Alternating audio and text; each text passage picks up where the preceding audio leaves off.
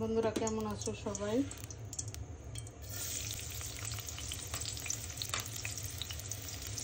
লাউ রান্না করব চিংড়ি মাছ দিয়ে।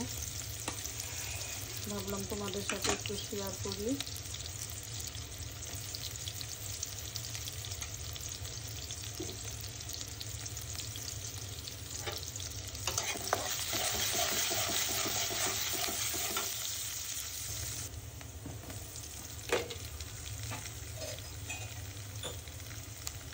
রসুন বাটা দিয়ে দিব।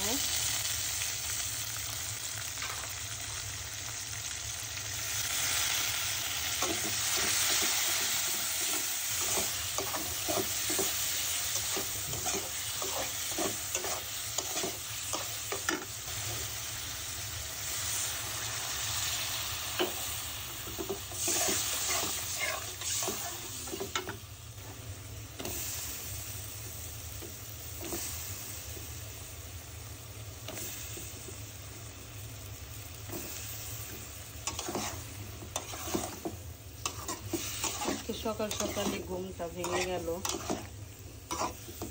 অনেক চেষ্টা করলাম, ঘুম আর ধরল না। ভাবলাম তাড়াহুড়া করে তাহলে রান্নাটা বসিয়ে দেই।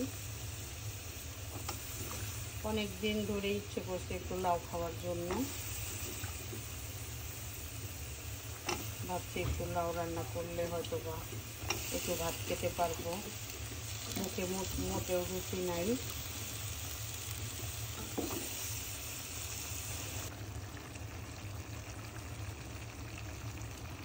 লাউয়ের কালারটা সুন্দর সবুজ আসছে।